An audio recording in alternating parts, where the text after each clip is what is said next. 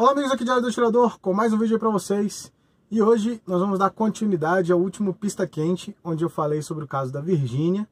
E rolou um monte de discussão, muitos comentários interessantes lá nos comentários do vídeo.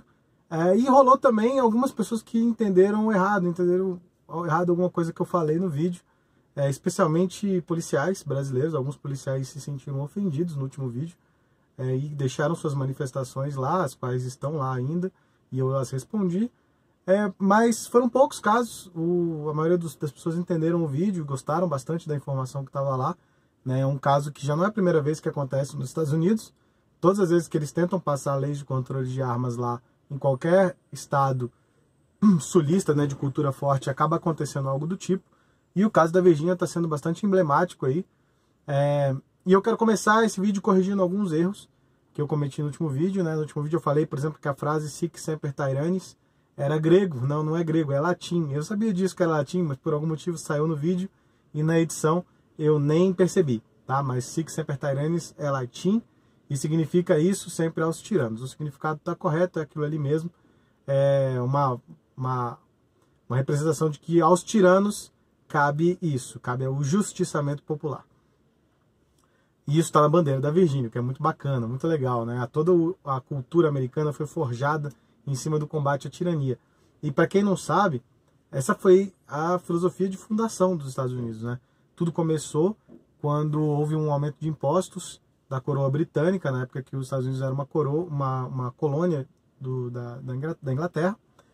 E um grupo de jornalistas e soldados e um monte de intelectuais do país se uniu e, macumunados ali na calada da noite, em reuniões secretas, eles organizaram uma resistência militar e tocaram a coroa britânica de lá, expulsaram os ingleses na base da porrada, na base do cacete. E aí, obviamente, veio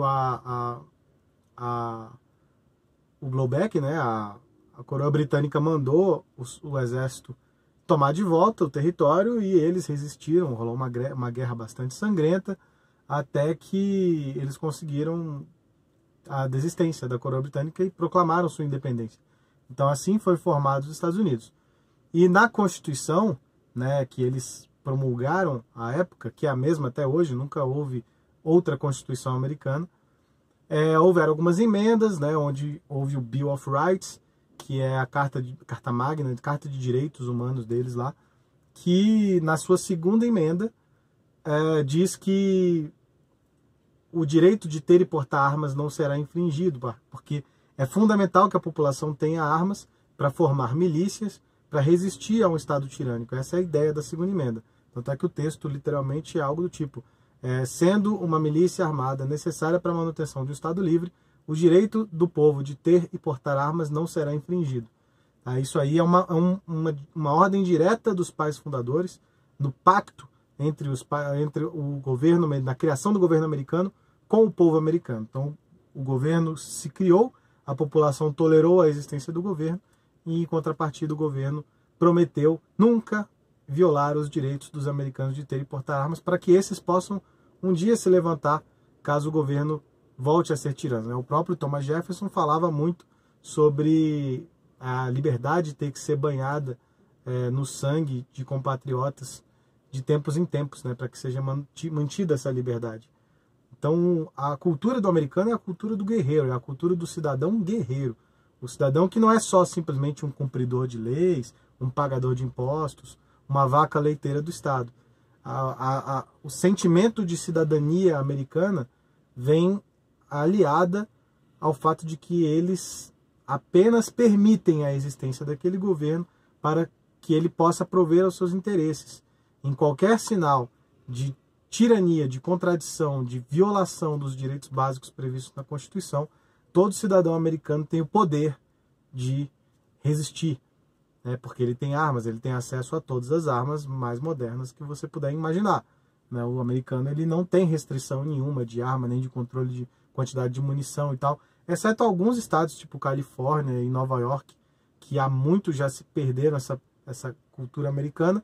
Lá eles passaram controles de armas até piores do que algumas leis brasileiras. Mas, via de regra, a maioria dos 50 estados americanos é ainda extremamente resistente a qualquer tipo de alteração, a qualquer tipo de violação à segunda emenda americana, a segunda emenda que está na Constituição deles. Então, quando eu falei lá que o policial americano não se acovardou, eu não quis dizer que o policial brasileiro era covarde, muito pelo contrário. Não tem nada a ver uma coisa com a outra, na verdade não tem absolutamente nada a ver, porque são países completamente diferentes, com histórias de fundação completamente diferentes, com culturas completamente diferentes. Aqui no Brasil nós não temos a segunda emenda na nossa Constituição, lá os americanos têm. Então quando eu disse que o policial americano não se acovardou, é porque o policial americano pode resistir, porque está escrito na Constituição.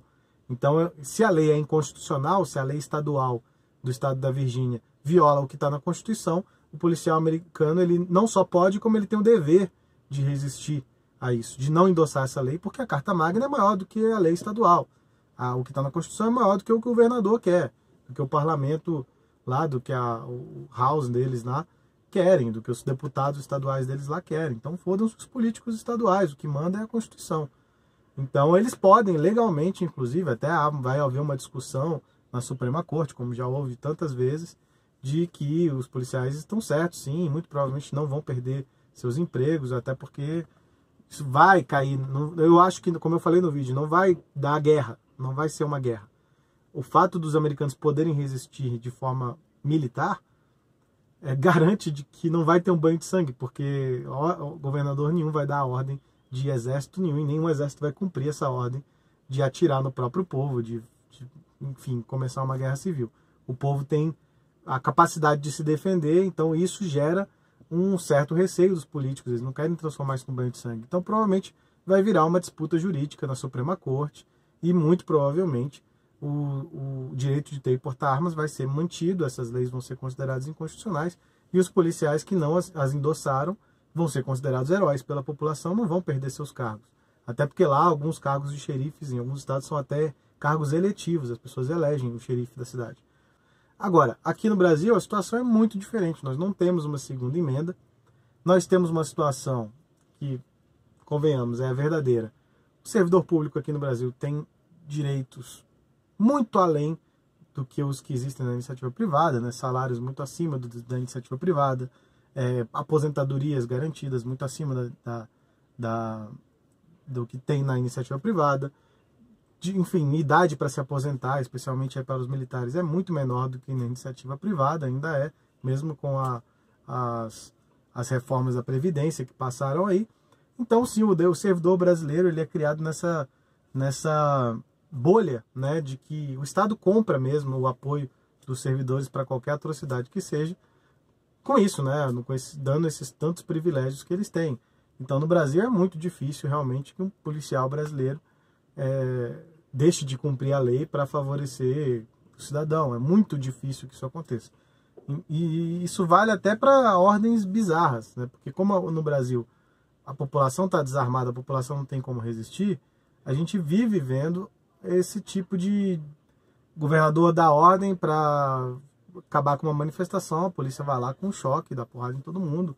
Na época da Copa, que houve aqueles protestos contra a Copa, muitos amigos meus apanharam. Eu não me meto em manifestação, mas muitos amigos meus que são pacíficos, completamente pacíficos, apanharam, foram presos até alguns deles. Então a gente vê esse tipo de coisa. E é por isso que eu acho que no Brasil o policial deveria pensar seriamente em defender o direito do cidadão de ter e portar armas também. O Brasil precisa de uma segunda emenda. Se coloca no lugar de um policial da Virgínia, por exemplo, que recebeu lá uma ordem de entrar na casa das pessoas e tirar as armas delas à força. E se elas resistirem, matar elas. Imagina o que é dentro da cabeça desse policial. Agora imagina você aqui no Brasil, recebendo uma ordem dessas. Qual a diferença entre o policial americano e o policial brasileiro numa situação como essa? Eu respondo para você. A diferença é que os Estados Unidos, o policial americano, tem do lado dele o povo com poder militar. Então ele tem essa pressão popular, essa pressão militar popular do lado dele, para garantir que ele não tenha que viver o resto da vida dele com a consciência dele pesada de ter matado um cidadão de bem, trabalhador, pai de família dentro da própria casa, porque um político passou uma lei qualquer que seja. Então o policial americano sabe que nunca vai precisar passar por esse dilema moral, porque o povo vai estar do lado dele, e com armas. garantindo que quem vai se ferrar no final das contas é o político, e não o policial ou o cidadão. Então é uma questão de cidadania conjunta. Então é por isso que eu acho que o policial brasileiro deveria defender, sim, o direito de ter e portar as armas da população, para que ele nunca corra o risco de receber uma ordem dessa que vai fazer com que ele tenha pesadelos pro resto da vida dele, se ele não tiver outra opção a não ser cumpri-las. Então essa é a minha reflexão, fica essa reflexão para você, que é policial, que talvez não tenha entendido o último vídeo. Eu me considero um amigo da polícia, eu me sinto muito bem entre policiais, eu tenho uma série de amigos que são policiais, eu tenho uma série de clientes que são policiais, e eu tenho uma série de espectadores que me assistem aí, que são policiais e que gostam do trabalho que eu faço. Então eu me sinto muito bem ao lado da polícia, ao lado do guerreiro brasileiro, valorizo pra caramba a profissão deles. Infelizmente no Brasil a gente não tem aparatos que protejam o cidadão da polícia quando há essa distorção entre o que o povo quer e o que a lei diz, que é o caso do Estatuto do Desarmamento, é um caso claro disso. A população não quer isso, já disse em referendo popular que não quer isso, votou num presidente armamentista, principalmente por causa dessa bandeira. Então o povo já deu diversos sinais de que não quer Estatuto do Desarmamento, mas é obrigado a engolir, porque não tem como resistir, não tem como se organizar, e a polícia não tem como proteger o povo disso. Então, infelizmente, assim, no Brasil a relação de poder entre o Estado e o povo está muito distorcida, muito distorcida. E há muitas décadas o povo já se acostumou, o povo brasileiro já nem sabe mais o que é ser livre. Então eu não vejo esperança no Brasil. Então, embora a gente valorize o guerreiro brasileiro, embora a gente valorize os policiais, embora a gente trate os policiais com o maior respeito do mundo, infelizmente isso é muito diferente, valorizar a profissão deles e muitas vezes eles estarem do nosso lado, muitos policiais defenderem o direito do cidadão ter arma também, isso é muito diferente dele prevaricar para aliviar a barra de quem quer que seja. Então essa também é outra reflexão que eu faço agora para o meu amigo Kaki aí, que me assiste.